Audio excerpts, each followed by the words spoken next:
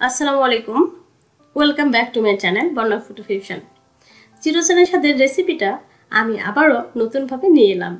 হ্যাঁ, আমি বেগমতি চিকেনের কথাই বলছি। ডেলিসিয়াসের রেসিপিটা অনেকেই খেয়ে থাকবেন নিশ্চয়। আর যারা এই রেসিপিটা এখনও তৈরি করেনি, তাহলে প্লিজ আজকের রেসিপিটা তাদের জন্যই। আর এই রেসিপিটা দেখে অবশ্যই তৈরি করে ফেলবেন। তাহলে চলুন রেসিপিটা শুরু করা যাক। আমি আজকে বেগমতি চিকেন তৈরির জন্য এখানে 1.5 কেজি পরিমাণ চিকেন কেটে নিয়েছি, আর সেটা অবশ্যই হাড় আর মাংস একসাথে। আপনারা চিকেনটা ছোট করেও কাটতে পারেন, এতে কোনো সমস্যা নেই। বড় করে কাটলে চিকেনটা দেখতে অনেক সুন্দর লাগে। এবারে আসুন মূল উপকরণগুলো। এখানে নিয়েছি পেঁয়াজ পাতা এবং ধনিয়া পাতা। এগুলো আমরা ব্লেন্ড করে নিব, সেটা প্রক্রিয়াটা পরে দেখাবো। চুলায় একটা প্যান বসিয়ে নিয়েছি এবং পর্যাপ্ত পরিমাণ তেল দিয়ে 2 কাপ পরিমাণ চপ করে কেটে রাখা পেঁয়াজ দিয়ে দিলাম।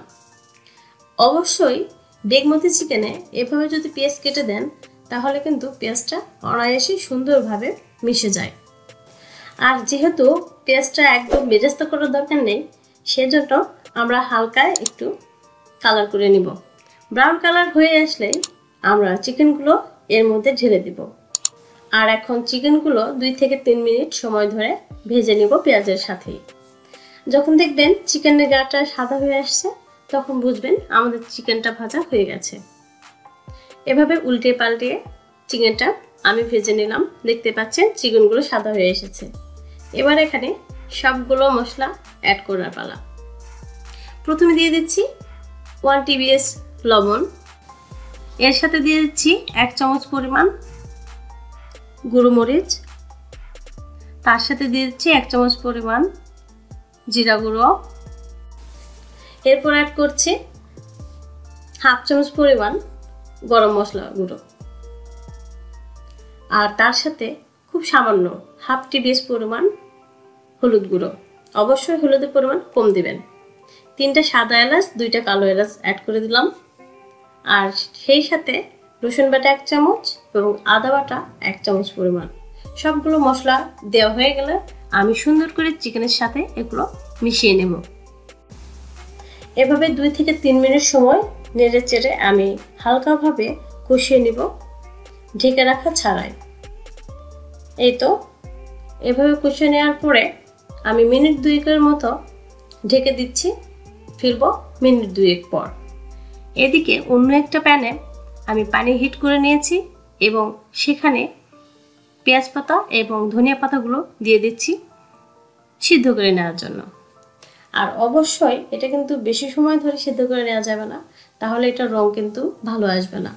আর সেই জন্যই কিন্তু আপনার বেগমতিটার সুন্দর রঙও কিন্তু আসবে না। এই জন্য এটা কিছু সময় খুব আলতোভাবে সিদ্ধ করে নিতে হবে। আর এখানে কিন্তু মেন একটা টিপস রয়েছে, যেটার কারণে আপনার এই পেঁয়াজ পাতা এবং ধনিয়া পাতার রং একদম পারফেক্ট থাকবে। তাহলে সেটা পরে দেখে নেওয়া যায়। 8 পিস কাঁচামরিচ দিয়ে দিলাম এর মধ্যে, এতে করে কাঁচামরিচের চেহারাটাও সুন্দর থাকবে। এর ফাঁকে দেখতে পাচ্ছেন আমি একটা বড় বাটিতে কিছু পরিমাণ বরফ কুচি নিয়েছি, আর সেখানে এই পেঁয়াজ পাতা, ধনিয়া পাতা এবং কাঁচামরিচ দিয়ে দিলাম। এতে করে এগুলোর কালার একই থাকবে আর দেখতেও অনেক গ্রিন হবে। এটাই ছিল একটা টিপস। এদিকে আমার 2 মিনিট সময় ধরে কষিয়ে নেওয়ার পরে দেখতে পাচ্ছেন চিকেনের অবস্থা, আর তেলগুলো ভেসে উঠেছে। সেখানে দিয়ে দিচ্ছি 10 গ্রাম পরিমাণ কাজু বাদাম পেস্ট করে রেখেছিলাম।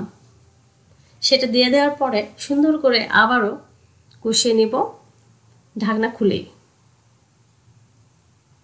এবারে হালকা হাতে একটু কষিয়ে নেওয়ার পরে এখানে দিয়ে দিচ্ছি সেই পেস্ট করে রাখা পেঁয়াজ পাতা এবং ধনিয়া পাতা, সাথে কাঁচামরিচ ছিল যেটাতে সেটা। এবারে দিয়ে এটা আমরা আবারও কষিয়ে নেব 1 মিনিট সময় ধরে। আর অবশ্যই আপনারা পেঁয়াজ পাতা এবং ধনিয়া পাতা যখন বেটে নেবেন বা পেস্ট করে নেবেন, ব্লেন্ড করে নেবেন, তখন অবশ্যই পানি কিন্তু কম দেওয়ার চেষ্টা করবেন, কারণ ইতিমধ্যে আমাদের মাংস অলরেডি বেশিরভাগই সিদ্ধ হয়ে গেছে। তাহলে যদি বেশি পানি ব্যবহার করেন, তাহলে কিন্তু আরও বেশি কুক হয়ে গেলে মাংসটা খেতে ভালো লাগবে না। এরপর আমরা ঢাকনা দিয়ে ঢেকে রাখলাম 2-3 মিনিটের জন্য। ফিরলাম, দেখতেই পাচ্ছেন পুরোটা পানি টেনে গেছে, তেলটা উপরে উঠে এসেছে। আমাদের বেগমতি চিকেন প্রায় রেডি। তাহলে এভাবে বাড়িতে সুন্দর করে তৈরি করে নিন আর পরিবেশন করুন সবার সামনে। আর খেতে কিন্তু মাশাআল্লাহ ভীষণ ইয়ামি হয়। আপনার বাসায় তৈরি করে অবশ্যই কমেন্টে জানাবেন খেতে কেমন হয়েছিল। তাহলে আজ আর কথা না বাড়িয়ে চলে যাচ্ছি, ফিরবো আবার কোনো মজাদার ডেলিশিয়াস রেসিপি নিয়ে। ততক্ষণ পর্যন্ত সবাই ভালো থাকুন, সুস্থ থাকুন। আল্লাহ হাফিজ।